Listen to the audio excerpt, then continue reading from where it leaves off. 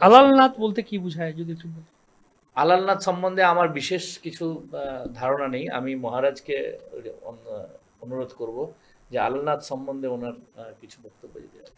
এটাও এই লীলার সঙ্গে যুক্ত। কারণ আলালনাথ আমি দর্শন করিনি কোনোদিন এখনো পর্যন্ত। আলালনাথ বলতে দক্ষিণ ভারতের ওরকম একজন ভক্ত ছিলেন, সেও শুনেছেন যে যখন ভগবান পরম ব্রহ্ম পুরীতে আবির্ভূত হয়েছে, অনেক আশা নিয়ে অনেক পথ অতিক্রম করে তিনি পুরীতে এসেছেন। তো আর পুরীতে এসে দেখে জগন্নাথের গেট বন্ধ, এই অনবসর কাল। তখন এই অত্যন্ত আকুল ভরে বলছে পান্ডাকে, গেট খুলো, আমি ভগবান দর্শন করতে যাব। বলছে ভগবান তো এখন অনবসর কাল, তিনি কাউকে দর্শন দেবেন না, তার জ্বর হয়েছে। এই জ্বর কথাটা শুনে ওর ভিতরে ভিতরে একটা গ্লানি, জ্বর, ভগবান আবার জ্বর হয়, কি ফালতু কথা বলছো, দরজা খুলো আমি যাবো। বোঝায় পান্ডারাও কঠোর, যদি ভগবানকে দর্শন করতে হয় তোমাকে 15 দিন ওয়েট করতে। 15 দিন, কি ফালতু কথা বলছো, ভগবান আবার জ্বর হয়, জ্বরটার কিছু না, পরম আমার আবার জ্বর হয় নাকি? বলছে দেখো, তোমার ভগবানের জ্বর হয় না হয়, আমাদের ভগবানের জ্বর হয়। 15 দিন ওয়েট করতে হবে তোমাকে যদি জগন্নাথ দর্শন করতে। বলছে 15 দিন, 15 ঘন্টা নয়, 15 সেকেন্ডও আমি ওয়েট করতে পারবো না। আর বলতে তো পান্ডারা তো একদম কারোর প্রতি দয়া টয় না, হাঁটো এখান থেকে। ও বেচারা দুঃখ ভাড়া তাদের একটা আশা নিয়ে এসেছিল ভগবানকে দর্শন। ভগবানের যখন দর্শন হলো না, তাহলে এই জীবন রেখে লাভ কি? আমি সমুদ্রে বিসর্জন করে দেবো। তো ওখান থেকে দক্ষিণ দিকে, মন্দির থেকে দক্ষিণ দিকে সমুদ্র, আমি যাব। আর খুব উদ্বেগ ভারাক্রান্ত ভগবানের বিরহে আমি সমুদ্রে প্রাণ ত্যাগ করব। চলছেন চলছেন সমুদ্রে, ওখান থেকে কত 1-1.5 কিলোমিটার। আর তখন তো জঙ্গল ছিল, রাস্তা ছিল না, ঝাউ বাগান ছিল, যাচ্ছে যাচ্ছে যাচ্ছে। এদিকে ভগবানের উদ্বেগ হয়ে গেছে, আরে আমার দর্শন না পেয়ে বেচারা আত্মহত্যা করতে যাচ্ছে। ভগবান তখন হনুমানকে পাঠিয়েছে, তুমি যাও বুঝাও, সত্যি আমার জ্বর হয়েছে, তুমি 15টা দিন অপেক্ষা করো।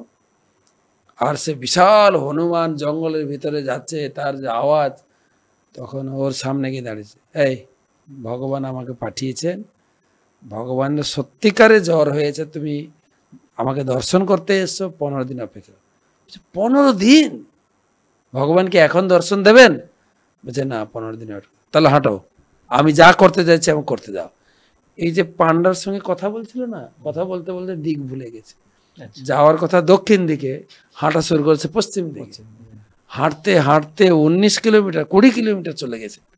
সমুদ্র আর আসছে না, সমুদ্র কোথায় পাবে? তখন তার আরো তীব্র বিরহ যাচ্ছে, কই ভগবান, কোথায় আমি প্রাণ বিসর্জন করব। করতে করতে ভগবান আর নিজেকে মানে লুকিয়ে রাখতে পারেন, ভগবান তার সামনে চতুর্ভুজ মূর্তিতে প্রকাশিত হয়েছে। তো সে আলোয়ারের সামনে আবির্ভূত হয়েছিল, আলোয়ার নাথ, সেই জন্য কথা বলতে বলতে আলালনাথ হয়েছে। আলোয়ারনাথ কি জায়গার নাম? না, আলোয়ার ছিল সন্ন্যাসী। আমাদের যেরকম মহারাজ সন্ন্যাসী বলা হয়, দক্ষিণ ভারতে আলবর বা আলোয়ার বলা হয়। 12 জন আলোয়ার আছেন, হ্যাঁ, সন্ন্যাসী, তার সামনে প্রকাশিত হয়েছিলেন আলোয়ারনাথ। আলবরনাথ থেকে আলালনাথ হয়ে গেছে, খুব জাগ্রত বিগ্রহ।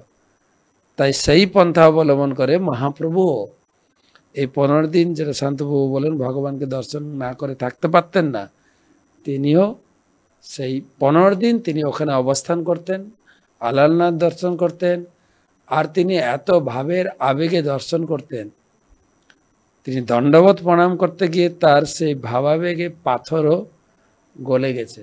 সেই মহাপ্রভুর পুরো পাথরের অবয়ব ছাপ এখনো আছে সেই আলালনাথ। আর বিগ্রহ অতীব সুন্দর।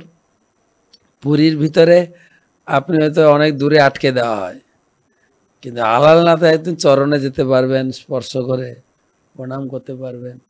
পান্ডারা খুবই মিশুকে নিয়ে যায়, আসুন আসুন, একটু দক্ষিণা চায়, একটু অন্নদান করুন, পায়েস খাওয়ান ঠাকুরকে, সেটা তো তাদের কর্তব্য। কিন্তু একদম চরণে গিয়ে একদম হাত দিয়ে প্রণাম করতে পারবেন, আশীর্বাদ করতে পারবেন, অপূর্ব।